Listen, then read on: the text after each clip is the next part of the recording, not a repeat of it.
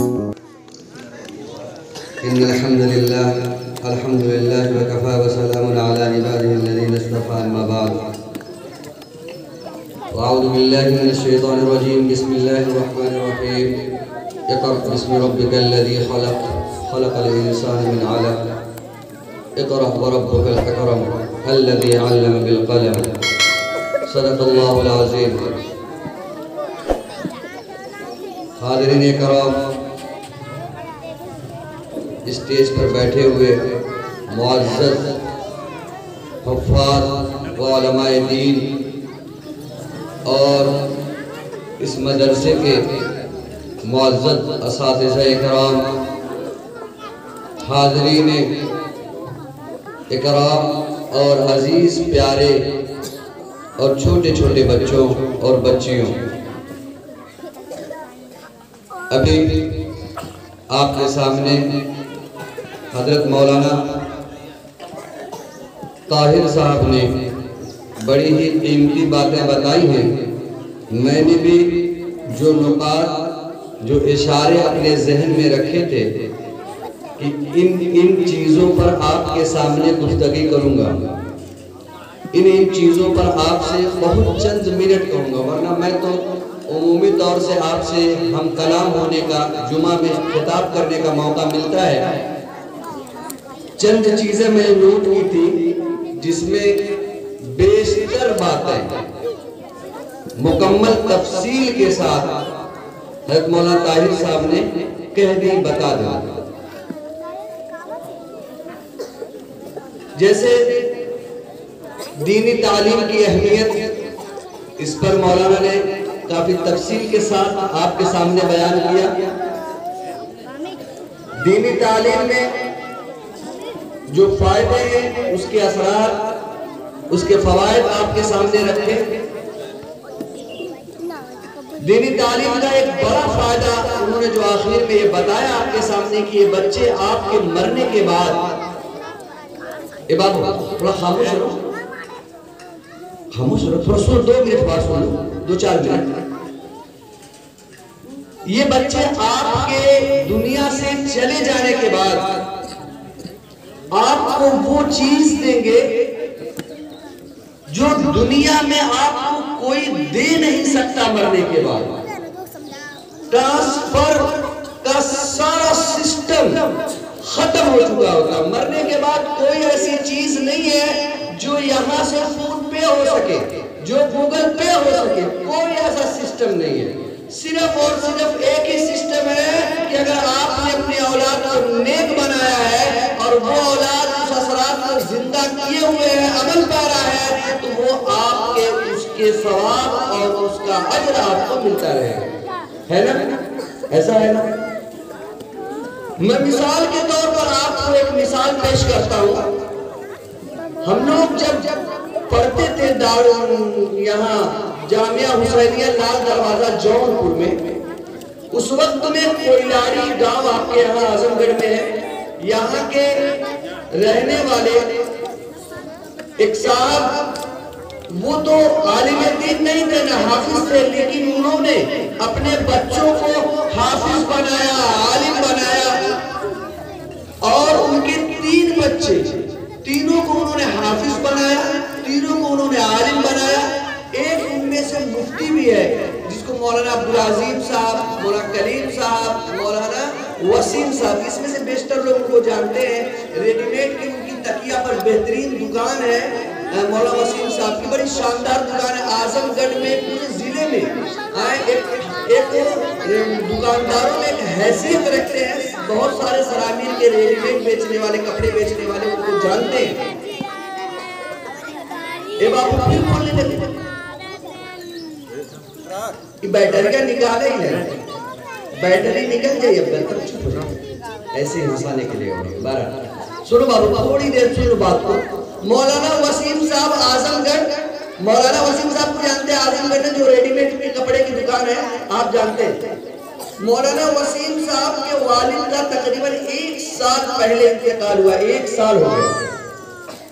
ابھی میں 3-4 ہفتے یعنی ایک مہینے کے آس پاس جنازے کے لیے میں وہیں رحمت نگر میں ایک قبرستان ہے جامعۃ الرشاد کے پیچھے، نفیس ودھائک جو ہمارے یہاں گوپالپور چھیتر کے ودھائک ہیں، ان کی والدہ کا انتقال ہوا تھا. میں جنازے میں گیا، مٹی دینے کے بعد مٹی دینے کے دوران ہی مولانا وسیم صاحب سے ملاقات ہوئی. تو مولانا وسیم صاحب نے کہا کہ میں نے ان سے کہا کہ آپ کے والد صاحب کی تو اس والے حصے میں ہے. ہاں اس والے میں، چونکہ میں بھی ان کے بھی جنازے میں تھا، مٹی میں تھا. تو بہرحال اس کے بعد ہم نے فاتحہ پڑھا ان کے مزار پر بھی. پھر میں نے پوچھا کہ یہاں آپ کی حاضری ہوتی ہوگی مولانا وسیم صاحب سے. مولانا وسیم صاحب نے اتنی تعجب کی بات بتائی جو مجھے بھی بہت تعجب ہوا. واقعی اولادیں دیکھیے ایسی ہوتی ہیں، جیسا انہیں تیار کیا جائے تو پھر اس کا کتنا بڑا پھل ملتا ہے.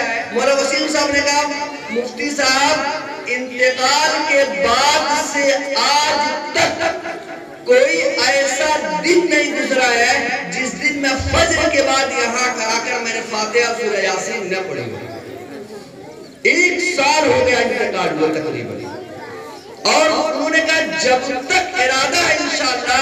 اب میں نے بتایا نا آپ کے سامنے، آپ کافی بہت زیادہ وہ لوگ بزی رہنے والے یا کام والے ہیں، اس کے باوجود دیکھیے کتنی محبت ہے اپنے والد محترم سے کہ انتقال کا 1 سال گزر گیا. میں نے نام بنام آپ کے سامنے بتایا کون ہے، کہاں کے ہیں، کیسے ہیں. اب سوچئے کہ وہ 1 دن بھی نہیں گزرا، روزانہ وہ سورہ فاتحہ اور اطال ثواب اور وہاں مغفرت کی دعا کر رہے ہیں. کتنی بڑی دولت ہے کہ نہیں ہے؟ آج کے دور میں امکان ہے.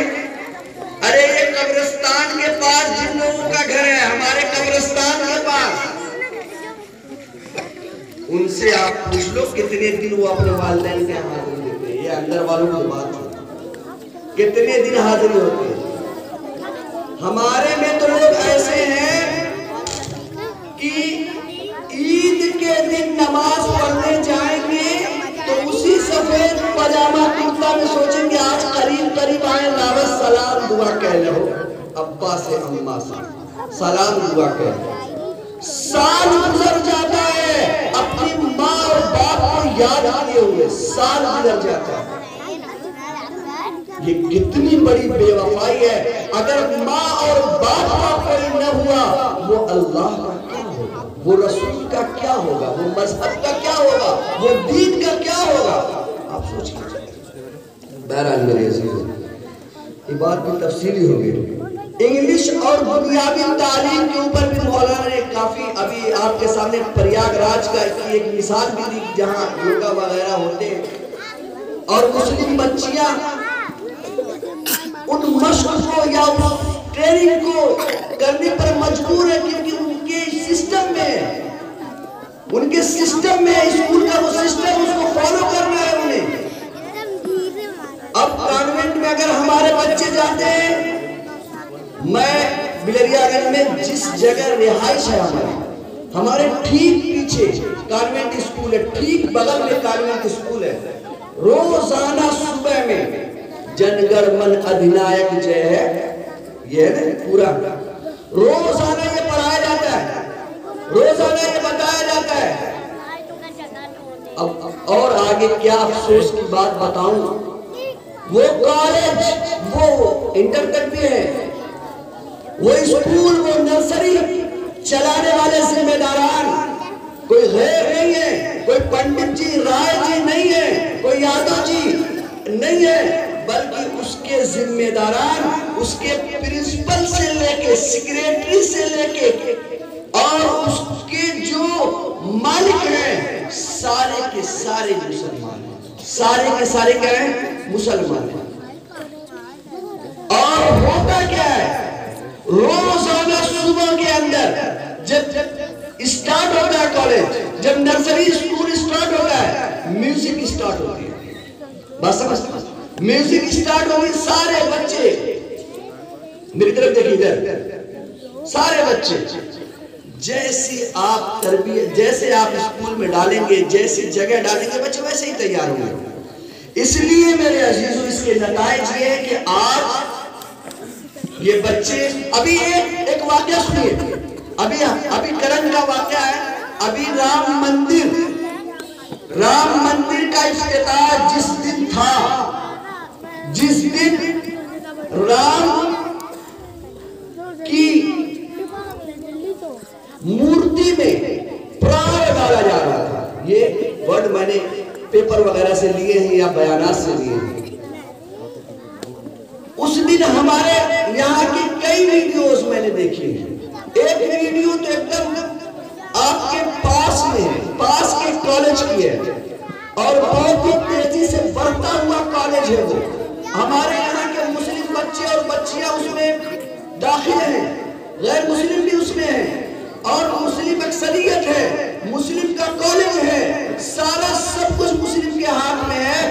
جس دن رام مندر کا افتتاح تھا، اس دن رام کے اوپر پروگرام کر کے رام بنا کر رام کا پروموٹ کیا جا رہا تھا اسی کالج کے اندر۔ ابھی یہ حال کی بات بتا رہا ہوں آپ، مسلم بچے رام بنے تھے، مسلم بچے پروموٹ کر رہے تھے، مسلم بچے حوصلہ افزائی کر رہے تھے، مسلم بچے تالیاں بجا رہے تھے۔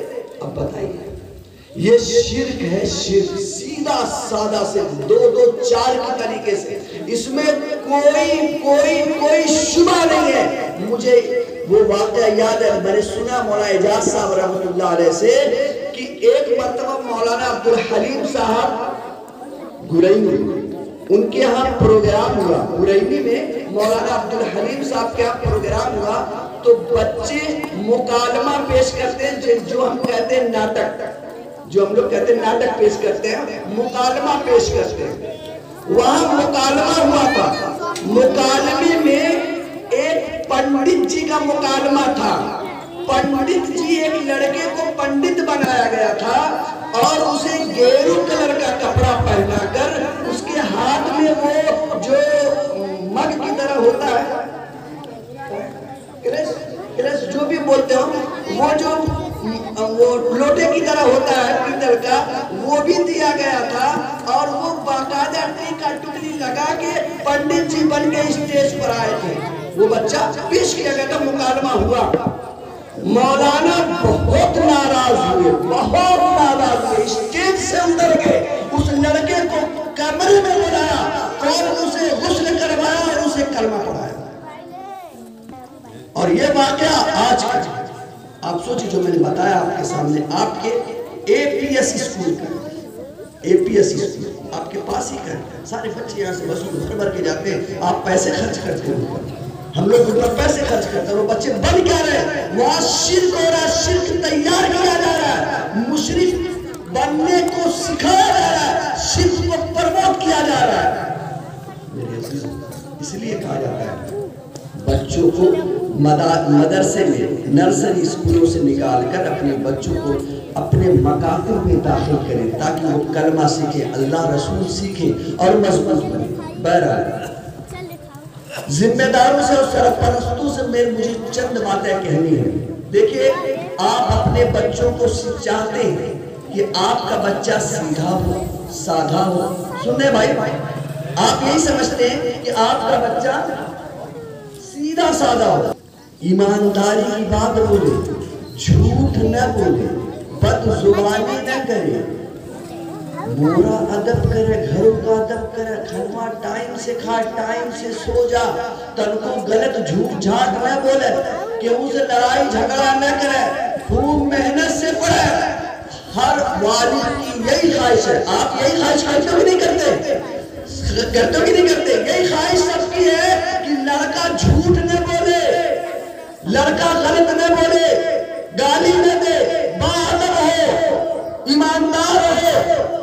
مطلب یہ کہ لڑکا ایک کلاس کا ہو، اچھا ہو، آپ یہ چاہتے ہیں۔ لیکن میرے عزیز، ہم ایسے ہیں گھر میں دن بھر جھوٹ بولتے ہیں، بچوں کے سامنے جھوٹ بولتے ہیں، بچوں کے سامنے موبائل پر گانے سنتے ہیں، بچوں کے سامنے اپنے بیوی کو، اپنے بہنوں کو گالیاں دیتے ہیں، بچوں کے سامنے ہم گھر کے اندر غلط ریکوائرمنٹ کرتے، غلط ضرورتوں کو پیش کرتے، ہم بے ادبی کے ساتھ اپنے والد کے ساتھ پیش آتے، اپنی ماں اپنی بہن کے ساتھ پیش آتے ہیں، ہم غلط طریقے سے معاشرے میں ہر وقت